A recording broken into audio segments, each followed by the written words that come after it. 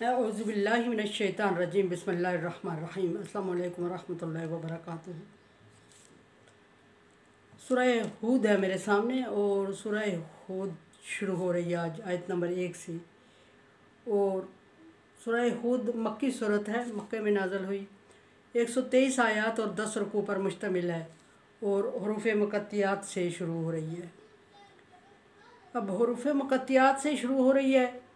हरूफ मुक़त्तियात की तारीफ़ बारहा पहले गुजर चुकी है, दोबारा रिपीट करना ज़रूरी नहीं समझ रही। इनका दूसरा नाम आयात मुतशाबिहात है, ऐसी आयात जिनके मानी वाज़ेह ना हों।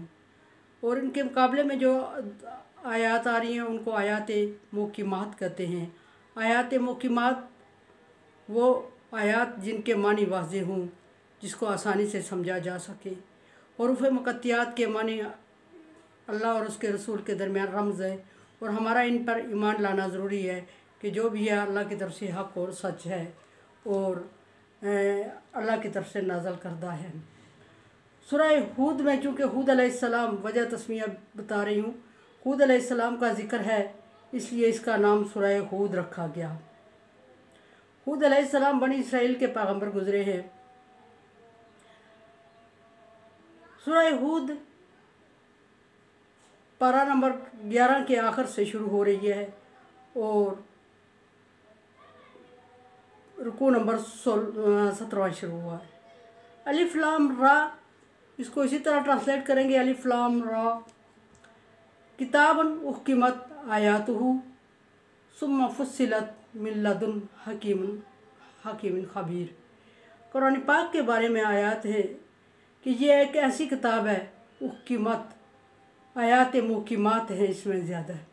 मुहकिमात ऐसी मानी आयात जिनके मानी वाज़ेह हों और जो वाज़ेह किसी बात पर दलालत कर रही हो और वाज़ेह प्रूफ और सबूत के साथ किसी बात पर बहस कर रही हो और हर बंदे की समझ आने वाली हों आयात, उसको इसमें कुछ आयात ऐसी हैं, ज़्यादा आयात ऐसी हैं। और कुछ आयात मुतशाबिहात हैं, जैसे अलिफ लाम रा, अलिफ लाम मीम काफ़ा या आइन स्वाद आइन सीन काफ नून ताहा, इस तरह जो सारी आयात हैं इनको आयात मुतशाबिहात कहते हैं।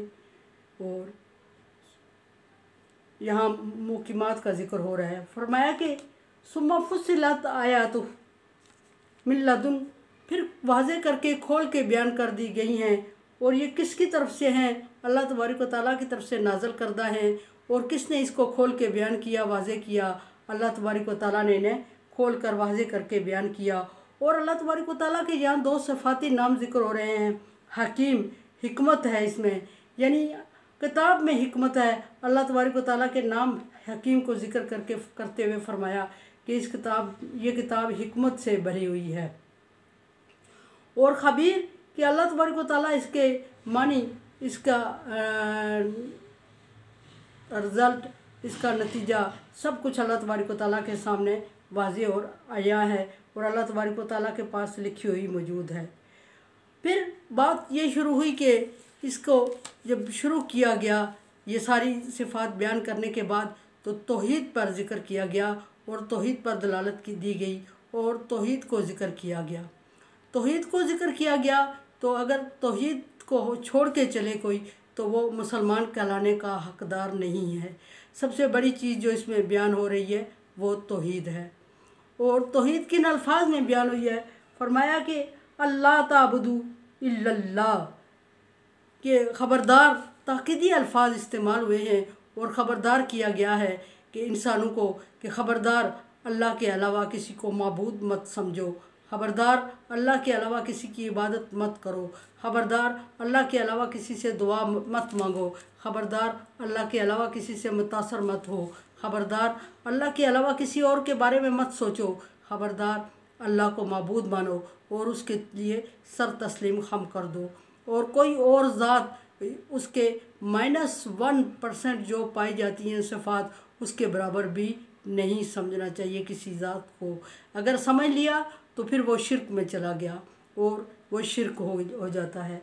फरमाया यहाँ कि आगे नबी सल्लल्लाहु अलैहि वसल्लम ने अपना तारफ़ करवाया, अल्लाह तबारक व तआला का तारफ़ करवाते हुए फरमाया कि अल्लाह ताबुदु इल्लल्लाह, अल्लाह के अलावा किसी की इबादत मत करो, सख्ती के अल्फाज मत करो, सख्ती के अल्फाज को बयान किया गया है। और फिर आगे नबी सल्लल्लाहु अलैहि वसल्लम इसमें अपना तारफ़ थोड़ा सा करवा रहे हैं।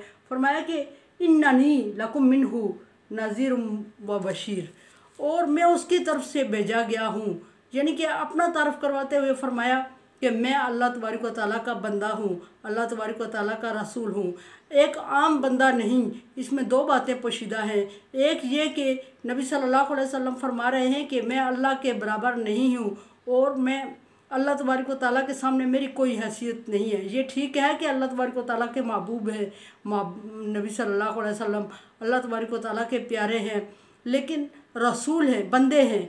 और बंदा होने की हैसियत से फिर नबी सल्लल्लाहु अलैहि वसल्लम को कोई ऐसी वैल्यू देना, कोई ऐसी जगह, कोई ऐसा मकाम देना, कोई ऐसा ख्याल करना आप सल्लल्लाहु अलैहि वसल्लम के बारे में जो कि सिर्फ़ अल्लाह तबारक व तआला को ज़ेब देता है, तो कि नबी सल्लल्लाहु अलैहि वसल्लम के बारे में सोच लेना फिर कबीरा गुनाह और शिरक में चला जाता है।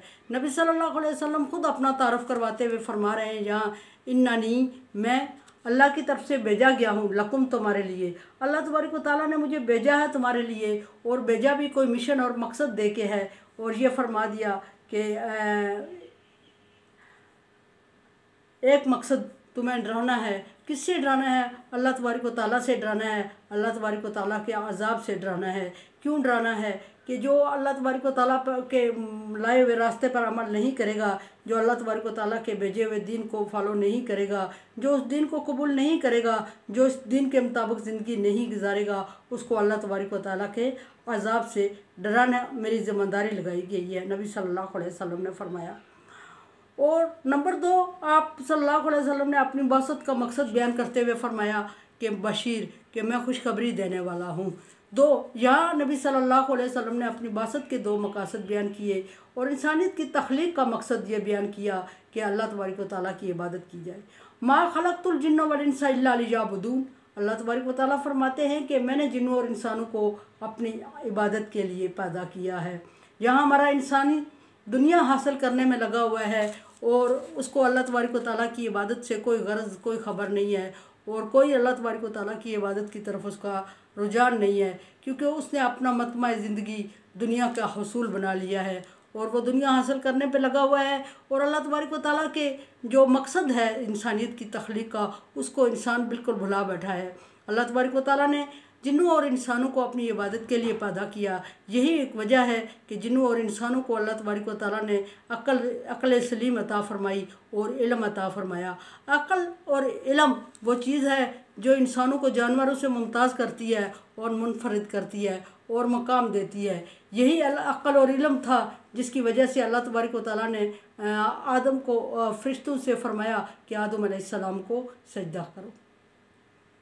फ़रिश्तों से फरमाया तो फ़रिश्तों ने सजदा कर लिया। और फिर अल्लाह तबारक व तआला ने इल्ला इब्लीस के अलावा फिर अल्लाह तबारक व तआला ने फरमाया इन्नी जाइलुन फिल अर्ज़ि खलीफ़ा, मैं इंसान को ज़मीन में खलीफा बनाने वाला हूँ। तो उस वक्त फ़रिश्तों ने तहज्जुब करते हुए कहा अतजअलु फ़ीहा मन युफ़सिदु यसफ़िकु दिमा नहनु नुसब्बिहु बिहम्दिका व नुक़द्दिसु लक, क्या तो इंसान को ज़मीन में खलीफा बनाएगा जो कत्ल गारत करता है और जो फितना फसाद करता है, हालांकि हम तो हमेशा तेरी तारीफ़ व तस्बीह और इबादत में लगे रहे, क्या हम में से कोई इस काबिल नहीं था? तो अल्लाह तबारक व तआला ने फरमाया इन्नी अअलमु मा ला तअलमून, जो मैं जानता हूँ वो तुम नहीं जानते। ये अक़ल और इल्म है और अक़ल और इल्म तकाज़ा करता है कि किसी ऐसे ज़ात को पूजा जाए, किसी ऐसी ज़ात को इलाह माना जाए, किसी ऐसी ज़ात को रब माना जाए, किसी एक ऐसी ज़ात को माबूद माना जाए जिसमें वो क्वालिटी हूँ जो कि लामाला हूँ। और लामाला क्वालिटीज़ को परखने और जानने के लिए आम इंसान नहीं बल्कि ख़ास इंसान चाहिए होते हैं। और अल्लाह तबारक व तआला ने लामाला क्वालिटीज़ को जानने के लिए इंसान को अक़ल और शऊर और इल्म अता फ़रमाया और इस इल्म की वजह से, अक़ल और शऊर की वजह से इंसान को फ़रिश्तों पे फ़ाइक़ किया। अल्लामा इक़बाल फरमाते हैं फ़रिश्ता कहने से मेरी ताक़ीर होती है, मैं मस्जिद मलाइक हूँ मुझे इंसान ही रहने दो। कि अगर आप मुझे फ़रिश्ता कह रहे हैं तो मेरी तौहीन हो रही है, मुझे तो फ़रिश्तों ने सजदा किया, मैं वो हस्ती हूँ। हमारे यहाँ जब देखा जाता है कि कोई बच्चा बहुत नेक पैदा होता है तो फिर उसको कहा जाता है कितना नेक है। जब किसी भी बंदे को नेक देखते हैं तो कहते हैं कि कितना नेक है जैसे कि कोई फरिश्ता है। किसी ने ये नहीं कभी कहा कि कितना नेक है जैसे मोहम्मद सल्लल्लाहु अलैहि वसल्लम की क्वालिटीज़ इसमें पाई जाती हूँ। और फिर जब बहुत खूबसूरत कोई देखा जाए तो हम कहते हैं कितना खूबसूरत है जैसे अंग्रेज़ है। कोई ये क्यों नहीं कहता कि कितना खूबसूरत है जैसे यूसुफ़ है, जैसे मोहम्मद सल्लल्लाहु अलैहि वसल्लम की तशबीह है। अच्छा, ये बात एक कहने की थी। और इस इल्म और अक़ल की वजह से अल्लाह तबारक व तआला ने फरमा दिया कि सजदा करो, माबूद मानो, इबादत करो किसी उस हस्ती की जिससे तुम मुतासर होते हो। और अगर अल्लाह तबारक व तआला के अलावा हम कोई इंसान किसी और हस्ती से मुतासर होता है तो इट मीन कि उसका अक़ल और उसका इल्म नाक़िस है, और वो अपने नाक़िस अक़ल और इल्म की वजह से कंप्लीट नहीं है। और कंप्लीट नहीं है तो वो उस हस्ती को पहचान नहीं सका जिसको खैर एक बात ये यहाँ वाज़े कर दूँ कि मुकम्मल इल्म किसी को अल्लाह तबारक व तआला ने नहीं दिया, और मुकम्मल शऊर भी नहीं दिया। और शऊर भी अल्लाह तबारक व तआला ने कम ही अता फ़रमाया और इल्म भी कम ही अता फ़रमाया।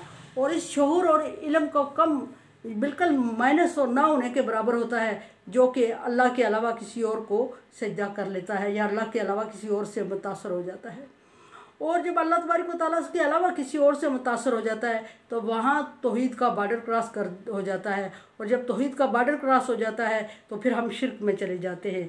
यहाँ अल्लाह तबारक व तआला ने ये फरमा दिया, पहला हुक्म ये अपना तारफ़ करवाया कि अल्लाह वो ज़ात है जो इबादत के लायक है, और दूसरा तारफ़ नबी सल्लल्लाहु अलैहि वसल्लम ने अपना करवाया कि वो नबी सल्लल्लाहु अलैहि वसल्लम एक बंदे हैं अल्लाह के और रसूल हैं और ख़ातमुन नबिय्यीन हैं, और हम जैसे इंसान नहीं हैं, हम जैसे इंसान नहीं हैं और अल्लाह तबारक व तआला के बराबर भी नहीं हैं।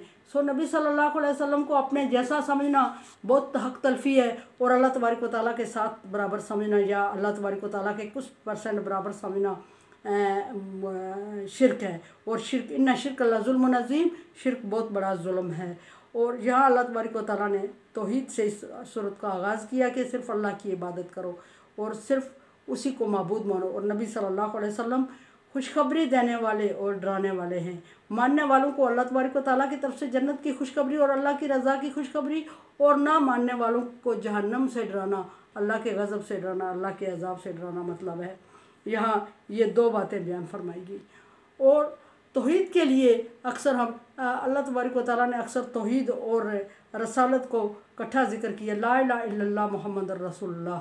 ये भी एक बात वाज़े करने की तरफ इशारा है कि मुहम्मदुर रसूलुल्लाह साथ कहना ज़रूरी था ला इलाहा इल्लल्लाह के बाद।